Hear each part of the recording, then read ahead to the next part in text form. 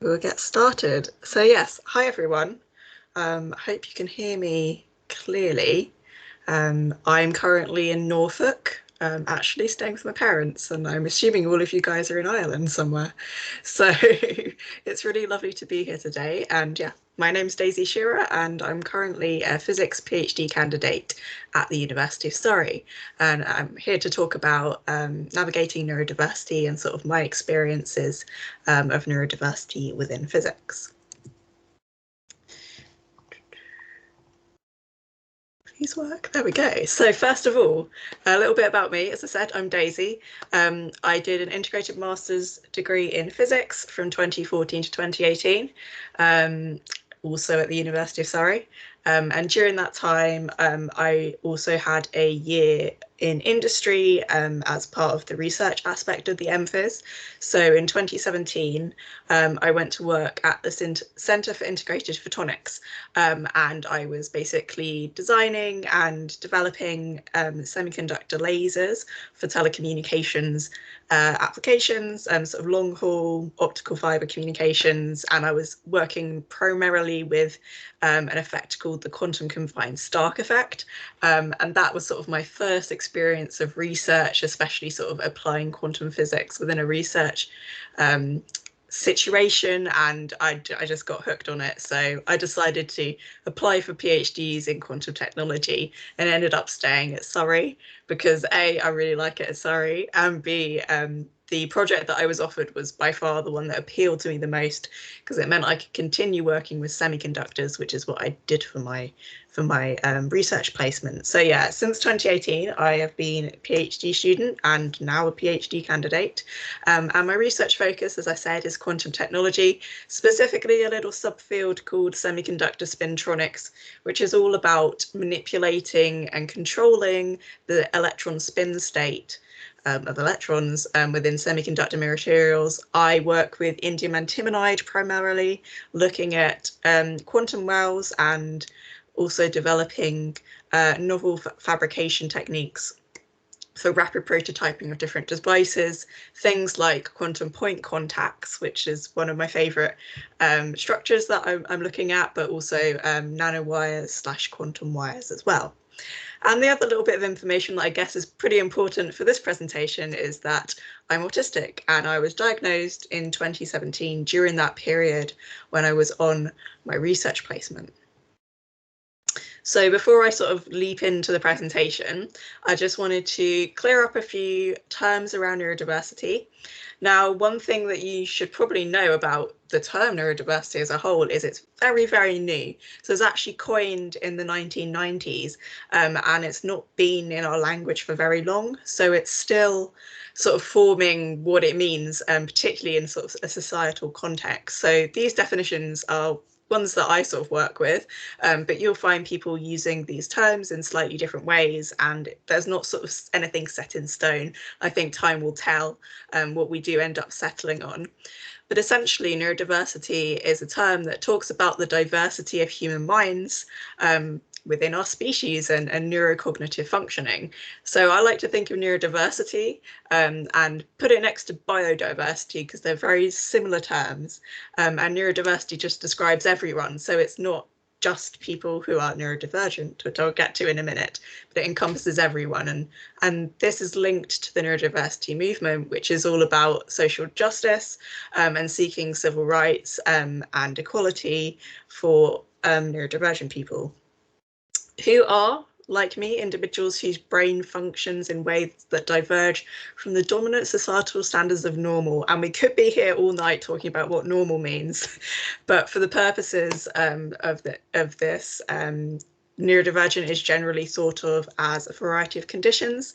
It sort of started out within the autistic community and has since expanded to encompass other neurological neurodevelopmental conditions such as ADHD, Tourette syndrome, dyslexia, dyspraxia, things like that. And again, this word neurodivergent is still very malleable, and different people use it to describe different terms. But I think it's useful because a lot of these people whose brains function in slightly different ways.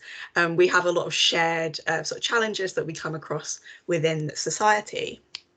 So contrasting neurodivergent is neurotypical, and that's somebody who is normal by societal standards. Again, I could go on all night about that, but the majority of the population is thought to be neurotypical. And actually, around 20%, I think, is the current value that people have estimating of neurodivergent people within the population. And then we've got the word neurodiverse, which basically means a group of people where one or more members differ from other members. So like, if you had a group of just autistic people, they wouldn't be neurodiverse because they all have a similar neurocognitive function. Whereas if you had a group of autistic people and allistic people, which is non-autistic people, then that would be a group that was neurodiverse. And yeah, there's this citation here that is quite useful, and it breaks it all down. There's some bits that I don't agree with in that, but on the whole, it's kind of useful to think about language and how it affects sort of inclusion in these kind of things. And these are the terms I'll be referring to. So a quick note as well on neurodiversity and disability. So not all neurodivergent people identify as disabled. And that's something that I try and acknowledge as much as I can. But for me personally, I identify as a disabled person because legally I am. I get PIP, and I do find that being autistic can be quite disabling, and in addition to that, my mental illnesses as well. And I just wanted to highlight this lovely quote that I found, just talking about when people use euphemisms instead of disability, and just highlighting that disability is not a dirty word, and having a disability isn't something to be ashamed of, and that disability should be just a valued aspect of diversity, just within society in general. And going back to neurodivergent people and neurodivergent conditions, this is a beautiful graphic from Dr. Nancy Doyle of Genius Within. And this is just showing us some of the strengths of different neurodivergent conditions. Condition obviously is generally kind of like preferred over disorder, but the language is still kind of strange. And as an autistic person who often reads like scientific papers about autism, it's really odd reading how sort of pathologized my existence is within those, but that's another story. So here we can see, like I mentioned earlier, autism, ADHD, dyspraxia, dyscalculia, dyslexia, Tourette's. They also have mental health in here, which some people do include under the neurodiversity umbrella. I personally think it's kind of related, but it's not necessarily neurocognitive. It's more like psychological conditions. But as I will discuss later, many neurodivergent people also struggle with their mental health. It's one of the most common experiences, and it is one of the reasons why we have such a high suicide rate within the neurodivergent population. And you can see here, there's a lot of overlap in the strengths of neurodivergent conditions, and we've got loads of things that we can really tap into, especially in science, things like creativity, hyperfocus, honesty, resilience, innovation, and these kind of traits can be really, really useful. So sort of zooming down in onto autism, which is kind of the most relevant to me, I guess, and my experience. Autism is basically a neurodevelopmental disorder, and to be diagnosed, your symptoms have to have persisted since childhood. And the main areas of impact are social communication and interaction, repetitive and restrictive behaviour, sensory differences, and highly focused interests. And we also find that often autistic people are prone to extreme anxiety. I know I am usually, and we can also experience meltdowns, shutdowns, and autistic burnout, which is thought to be sort of distinct from workplace burnout, but the research on autistic burnout is very, very new. But if you want to learn a bit more about that, there's a little bit there on the National Autism Society website. And yeah, that's kind of an overview of what autism is. It's not, it presents differently in different people, and we're not all kind of the stereotype. And a big saying in the community is, if you've met one autistic person, you've met one autistic person. We're really diverse, and that's a really key thing to remember. So in terms of my diagnosis, as I said, I was diagnosed in December 2017 during my internship. And at this time, my internship was actually a 50-minute drive away from my parents' house. So I think a key aspect in sort of facilitating, sort of seeking out these answers, was the fact that I was living at home, because living independently is still a challenge for me, hence why I'm at home at the moment. And my parents are really, really supportive, luckily. I was struggling a lot with my mental health. I had been throughout my degree, and kind of since sixth form. In fact, I missed a lot of school during sixth form. I now realise that was probably related to my autism, but at the time, we didn't realise that. So yeah, I kind of was exploring what's wrong with me. I clearly have some mental health issues. My anxiety was terrible. I really struggled with depression at this point. And a close family member of mine was actually diagnosed as autistic in about a year before I was. So I was exploring, because of this, sort of online, trying to read a bit more about autism, because I realised that I didn't actually know that much about it beyond what the media portrays. That's quite stereotyped. And when I was doing this, I actually was kind of confused, because I was thinking, well, isn't this how everybody experiences the world? And particularly when I was reading the experiences of women who were autistic, and how they describe their childhoods, the way that they sort of often have an affinity for nature, the way that they have struggled with friendships and latched on to one person, which I really related to, but would experience like rejection in friendships without really knowing why. Things like sensory seeking, which I didn't realize was a thing. Just so many things mirroring my own experience. And also potentially explaining some of the things about myself that I really, really didn't understand, and had begun to kind of hate, which fed into my mental health. So we went to my GP, and this was also the year I was diagnosed with generalized anxiety disorder and major depressive disorder. But later on that year, I was actually referred for my autism assessment.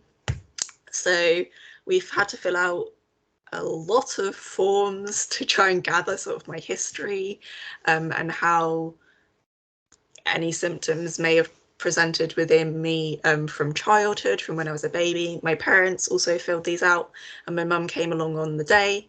It was a day-long assessment. They asked us a lot of questions about my experiences, and trying to see how I think, and how I sort of react to certain things. And we brought along Bella, our lovely dog. She was my assessment buddy, and she was a good excuse to have a break once in a while, because it was pretty intense.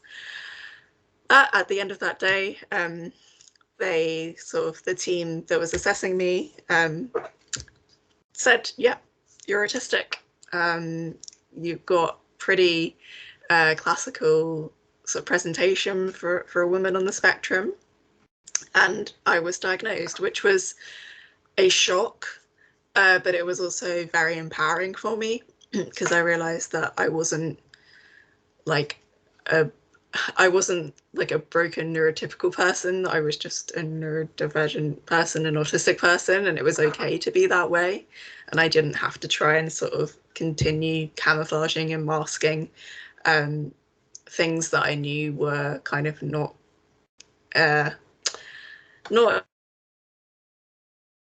acceptable in society, but more just like not the normal thing to do, I guess. And the other thing was that my diagnosis allowed me to access disabled students allowance, which was amazing and has supported me ever since. if you want to know a little bit more specifically about how I present, you can look at this FAQ on my blog, Notes from the Physics Lab, and there's also a lovely list of resources from other people, if you're bored of hearing my voice, that I highly recommend you check out. So that disabled students allowance was just a lifesaver because it gave me access to a disability advisor and subsequently a specialist mentor and study skills mentor. Now, unfortunately, my diagnosis came in the final, sort of just before my final semester of my MPhys, so I only had a semester to kind of get the support I needed for my degree. But during undergrad, it did mean that I could have my exams in a smaller exam room, which made a huge difference. In retrospect, I was experiencing sensory overload frequently in large exam halls. I know you might think that they're quiet, but when you're sort of hypersensitive to sensory inputs, they're really not. And in retrospect, I think that did impact my examination results a lot, and it caused a big discrepancy between my exam results and my coursework results, because I would always do very, very well in my coursework and not always so much in exams, and it wasn't because I was stupid. So as well as having these reasonable adjustments in exams, I also saw a specialist mentor who I still see most weeks to this day. She helps me work through any challenges related to being autistic. During undergrad, it was as an undergrad, but now it's as a PhD student. And in terms of reasonable adjustments, I now have access to a little sensory room within the research institute that I work at as a PhD student, which is really helpful because we actually have an open office for PhDs, and that can become really, really intense and difficult for me to manage, and has caused a shutdown on more than one occasion. So having this place to retreat to really helps, and I think that kind of adjustment would help so many people, not just autistic people. I also have an adjustment where my supervisor compromises on our communication because I'm more articulate in writing than I am verbally, and I also sometimes find it hard to process audio when it comes to me. So often it's actually easier for me to have an instant messaging meeting rather than a face-to-face meeting. Face-to-face meetings also come with their own sensory challenges as well. So if I'm feeling up to it, we'll have a face-to-face, but if not, we can fall back on that instant messaging version as well. The other thing that my diagnosis kind of facilitated was discovering the amazing disability community online, people who share their experiences if they're safe to do so, and sort of finding solidarity in that and comfort in that has had a real shift in the way I perceive myself. And linking into kind of the empowering nature of my diagnosis, I just wanted to share a few of what I feel are my autistic strengths. These are a few taken from some various papers that talk about what the strengths are of autistic people. And as you can see, many of these, I think, really lend themselves to being a researcher, such as creativity, attention to detail, resilience, that comes up again, critical thinking. And I really think that by embracing these aspects of being autistic, I've become more confident. And that doesn't mean that I minimize the challenges, because there are many, but it does mean that I sort of have a more balanced view of how I exist in the world as a research physicist. So as I just touched on, there are some challenges for neurodivergent people in STEM. And again, everybody is different and we are so diverse, and I can only talk for myself, and I'm quite a privileged person. I'm white and sort of upper middle class, and I have plenty of privilege. So I'm able to talk openly about these things, but if you can, I'd encourage you to seek out voices of other people, particularly those who are neurodivergent and multiply marginalised in other ways, such as our BAME people, and also people from sort of lower socioeconomic class, and also those who are autistic and are constantly nonverbal, because many of them are now writing online, and their work is really, really eye-opening, and I would recommend seeking that out if you're interested. So I did want to highlight a few sort of common challenges that we do find within the STEM environment. So firstly, the sensory environment. Obviously, lectures can be quite hard, as can laboratories. Also, laboratories can be quite challenging sort of more broadly for disability in terms of the built environment, but that's beside the point. Also, a common challenge is executive functioning, things like planning and task initiation, and this is something that I've worked on with my specialist mentor a lot, and she's really helped me in that. But without that guidance, I think I would still really struggle with this aspect of being neurodivergent. So yeah, I'd say that sort of thinking about how we can help support people in overcoming executive functioning problems. Another common thread is narrow focus, and narrow focus I don't think is a downside, but the kind of challenge of narrow focus is that when somebody's hyper-focused on something, the issue comes when they're interrupted by a colleague, because it can actually set you back hours. Whereas a neurotypical person, when they're interrupted, it might set them back 5 minutes. More commonly, a neurodivergent person, yeah, it will set them back several hours, and they'll have to recalibrate, and they won't be able to necessarily reach that level of focus again, which is one of the kind of strengths of being neurodivergent. So you've got to think about stuff like even just a sign on the door saying, please don't interrupt, that can make a big difference. Other things like the hidden curriculum, both within degrees and also sort of in the office environment, I think that would apply as well. Unsaid rules, things like that. We don't necessarily understand what expectations are unless it's explicitly stated. Some changes in routine, again, this is pretty easy to kind of mitigate as long as you make sure that things are planned out well in advance and things like that. Social pressures, that also links back to that point I was making before, and mental health. Mental illness is so commonly comorbid in neurodivergent people. We kind of need checking in a little bit more frequently, perhaps, with our mental health. And I think mental well-being is becoming more and more sort of prioritized within society as a whole. But yeah, again, it always is worth shining a light on that, and also how being neurodivergent kind of has a unique way of intertwining with mental health and mental well-being. And lastly, barriers to support. So I'm very lucky in that I have a sort of clinical diagnosis. Not everybody out there is lucky enough to be able to access that. It can be expensive if you go privately. It can also take a lot of time, and some people just can't, sort of in terms of the sort of social situation that they find themselves in, it's not even worth pursuing that because of the stigma around it. And kind of positing this question, why do we need neurodiversity in STEM fields? And this is something I feel really passionate about. So neurodiversity is about a combination of neurotypes. It's about neurotypical people and neurodivergent people working together to solve problems. And there's a lot of research out there. I'm sure you've heard before. Diversity of thought leads to better research and better outcomes.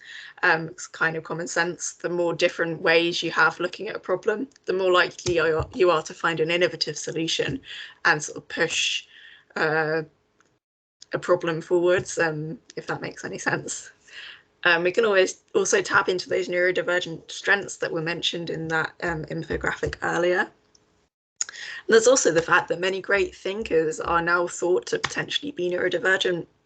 Einstein, Newton, all of these physicists that sort of made a big impact on the world of physics, potentially, and I'm not going to do any armchair diagnosis, but a lot of people do believe that they could have had a different neurocognitive functioning to most people. And this brings me to something that I kind of wanted to I guess not plug, but let you know about. So I've been talking about my experiences as an autistic physicist openly online for a couple of years now. And I get a bit tired of my own voice from time to time. So I established this project, Neurodivergent in STEM, which is all about sharing people's stories. As I said before, I know I'm very privileged in that I can only reflect on my own personal experience.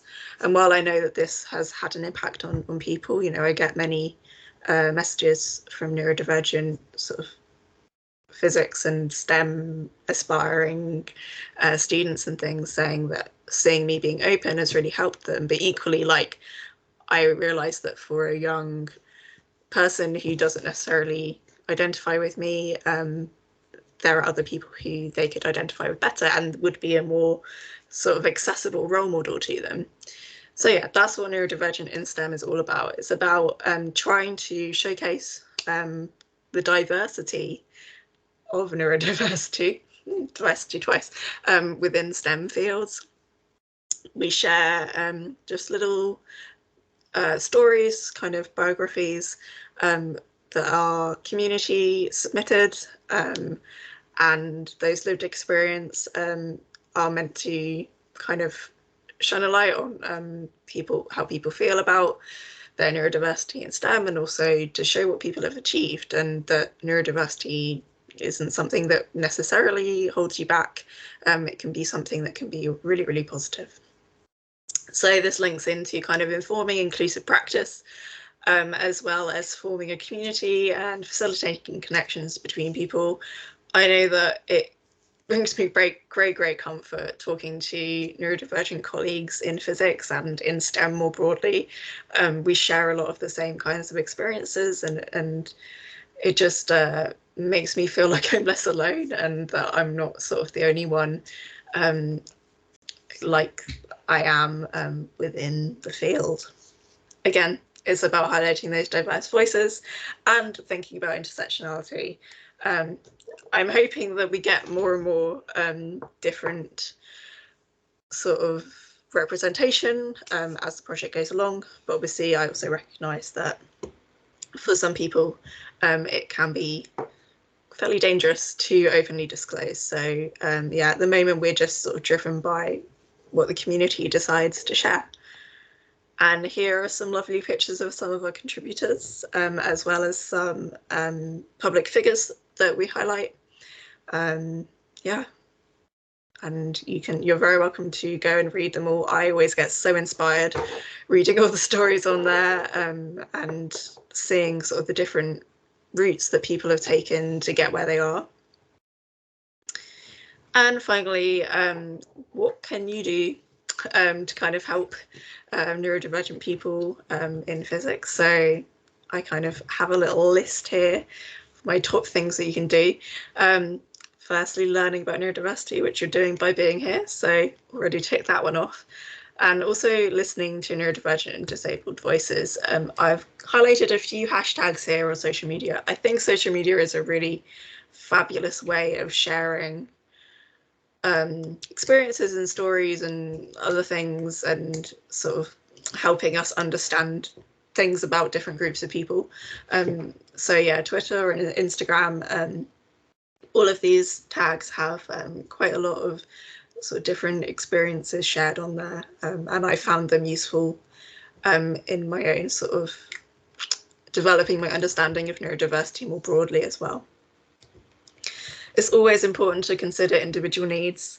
As I said, we are all very different, much in the same way that the neurotypical population is, and it's always going to come down to how neurodiversity impacts an individual.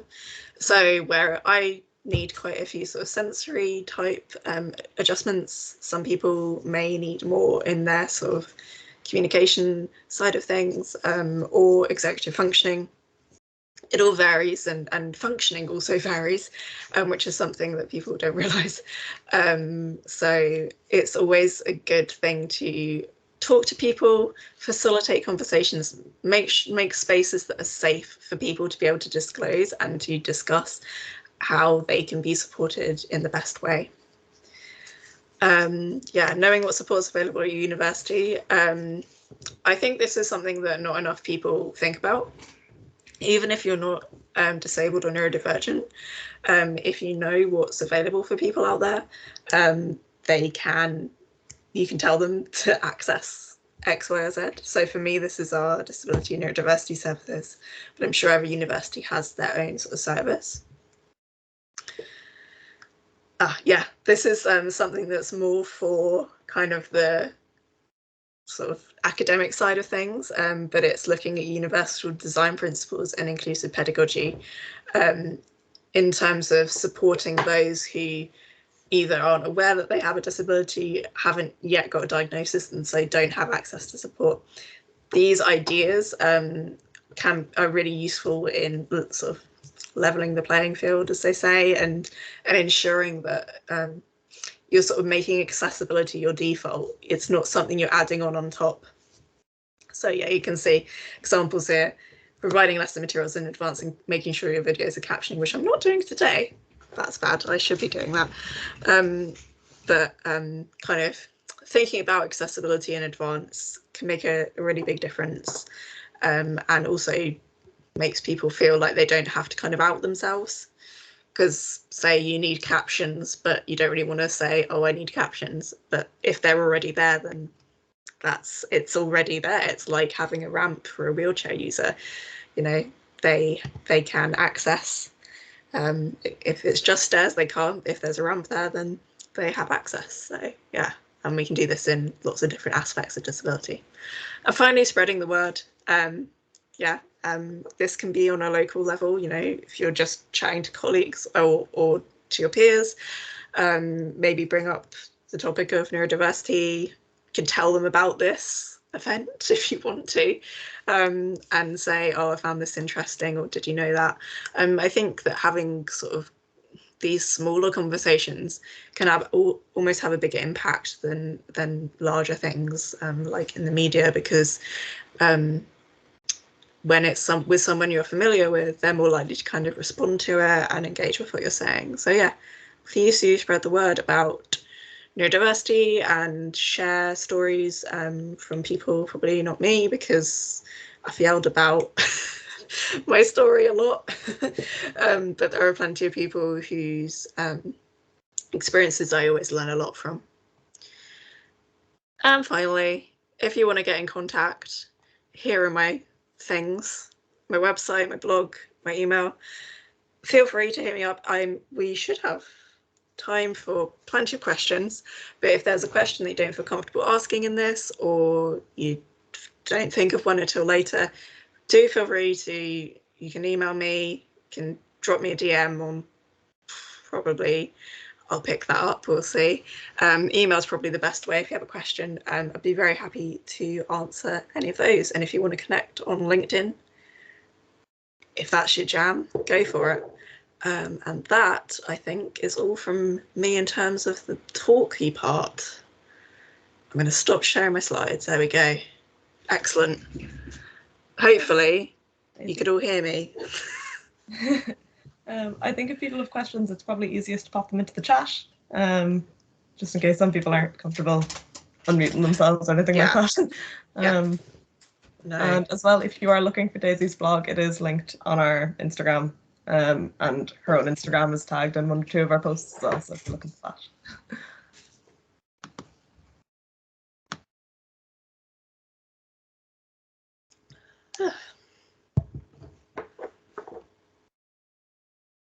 Yeah, feel free to jump in with any questions or type them in the chat.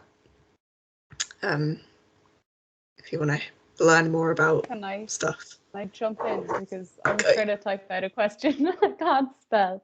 Go for it. So you were diagnosed with autism like quite late, in a sense. Like, from what I've heard about autism, typically it's been boys, and typically they've been diagnosed in early childhood, like under the age of 7.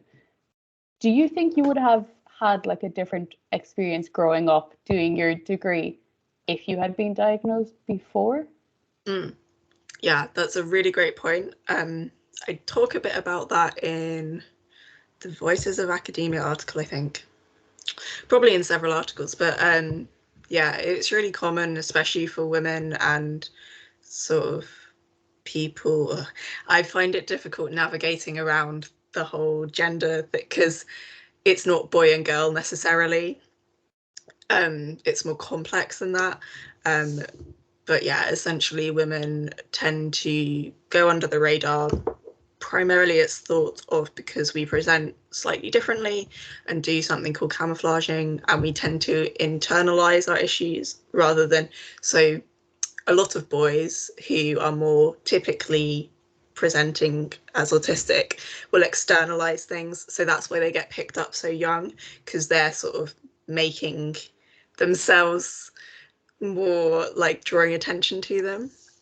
Whereas like for me, I was a very shy child and just like it didn't get picked up on because I seemed to be doing fine up until my A levels. So yeah, that's a really common sort of experience. Many women and you know, also men as well, who don't present in the typical way, don't get diagnosed until in their 40s, 50s, especially these days now that sort of ideas around what autism is are kind of evolving beyond that very white boy stereotypical kind of idea. What was it you asked me? Oh, would I have experienced things differently? Definitely. I'm often quite bitter in a way that it didn't get picked up sooner, because I do think that the signs were there, certainly when I was in A levels. I know that's still quite late, but there were a lot of signs during that time. As I said, I missed a lot of school. Don't know how I made it through my A levels. I didn't do that well, but I missed over 10 weeks of school. And it's surprising to me that it wasn't picked up. And I think part of that is just due to how people view autism sort of in the general population. I do think that in some ways, yeah, it's kind of a bit of this, a bit of that. In some ways, I think that it was good that I wasn't diagnosed because I wasn't treated any differently throughout the majority of my life. But I do think that not being diagnosed did result in the deterioration of my mental health quite considerably. So I wonder if, had I been diagnosed when I was a child, maybe I would not suffer so badly from depression, and I would have more tools to manage my anxiety. But equally, like, yeah, I don't know. It's something I reflect on a lot. I hope that answers it. It's complicated. Very thorough answer, thank you. What would you say are like the advantages or disadvantages maybe that you see to like grouping like several like neurodevelopmental conditions like into the one umbrella term versus like separating them completely? Yeah, that's a really great question. I'm not sure I actually have an answer for you. I think that, as I said, I do think there's a lot of overlap in the challenges and in the strengths, which it makes sense to group them together. But obviously, like, I don't have this experience of someone with, say, Tourette's, and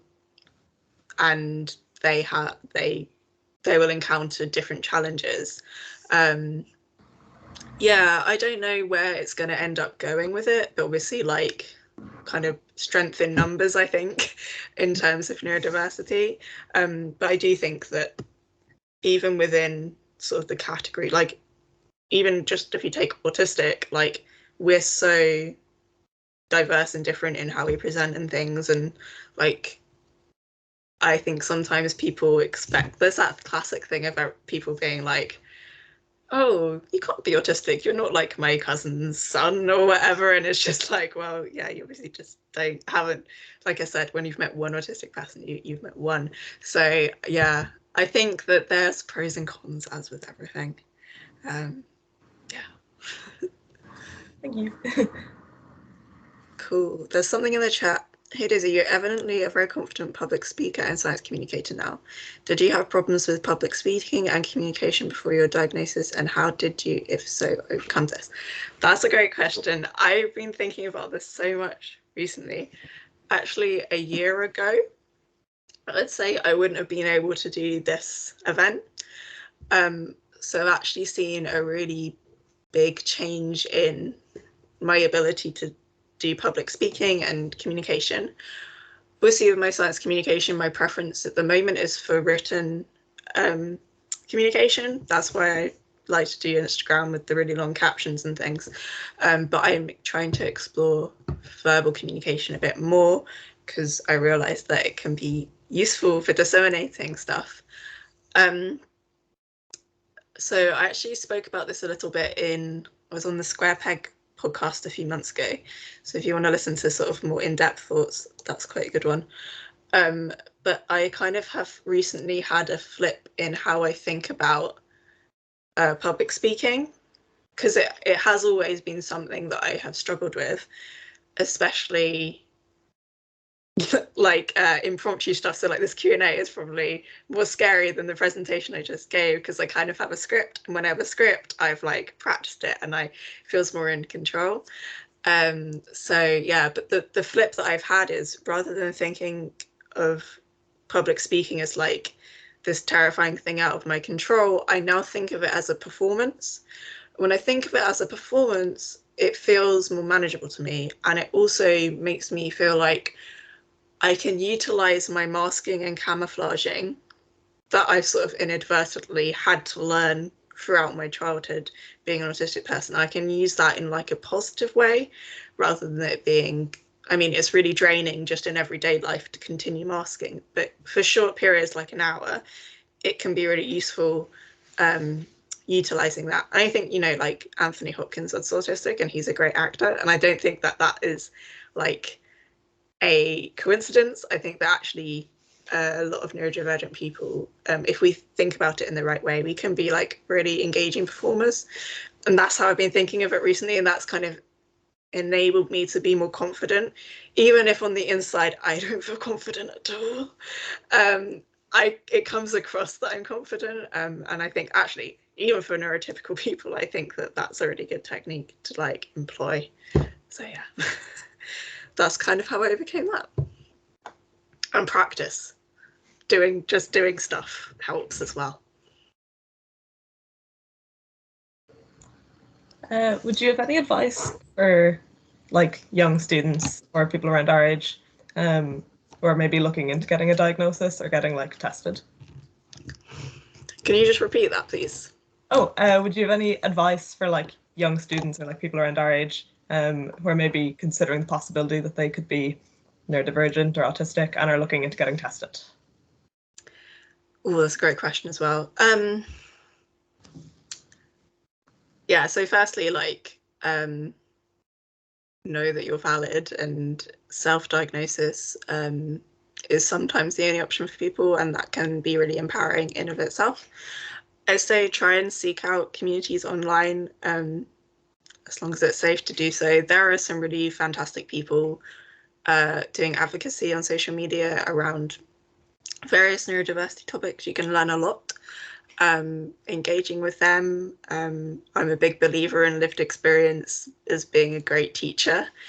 So yeah, and in terms of like practical advice, I don't know how it is for you guys, but at my university, our disability services do see students for quick 15 minutes slots if they want to discuss something, and exploring a diagnosis is one of the things that they cover. So it may be that your university's disability services might be able to help. The National Autism Society might also have some resources. I'm not entirely sure. But yeah, the internet is always a great place to go to. There's so, especially on sort of like the blogging side of things, people sharing what they did, for example. And yeah, the other thing is going to your GP to discuss it, which is terrifying. That's why I had to go with my parents, and it was good that my parents were there. I couldn't have gone by myself. So yeah, I think just exploring options is a good thing to do.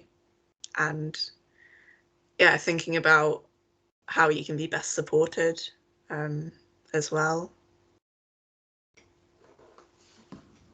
Brilliant, thank you so much. Do we have any other questions, or is that everything? give people a minute or two to. Oh, go ahead, Rory. Hi there. I was just wondering if you have any feelings about disclosing your autism or neurodivergence to an employer before you're hired on. Yeah, I get asked this so much. Yeah, I'm so open about it that I can't really hide it myself. So for me personally, I'm always going to be upfront about it, particularly because being autistic is likely to impact how I perform at interview. And I will need adjustments for interview level before I go into employment. So like when I interviewed for my internship, I cried in the interview. And that was before I was diagnosed, and that could have been prevented. Somehow I still got it, but I think I could have performed a lot better on there if I'd known that they'd been in a good sensory space and things. Disclosure is such a tricky thing, particularly if you're like new to navigating the sort of concept of neurodiversity, and some employers are going to be better than other employers. Yeah, lots of people express concern to me about me being like, I'm going to be super upfront about it. But at the end of the day, I don't want to work for an employer who isn't going to accommodate my needs and accommodate the needs of the other employees as well. So I think it comes down to sort of a values thing for me personally. But again, I super appreciate people who don't feel either the need to disclose or just don't want to for any other reason. Like I said, like I find being autistic fairly disabling at times. So I know that the support will like greatly improve my ability to kind of thrive in employment versus someone who might not feel that they necessarily need any adjustments. Like I can see why there would be like no point practically to disclose beyond just breaking stereotypes and things like that. So yeah, I hope that answers it. Thank you.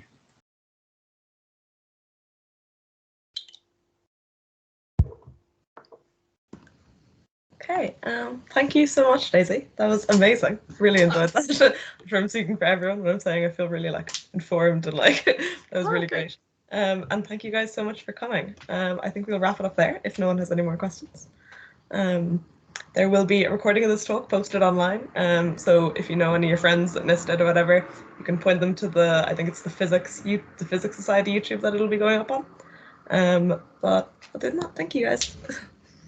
Thanks everyone. Thank you, Daisy.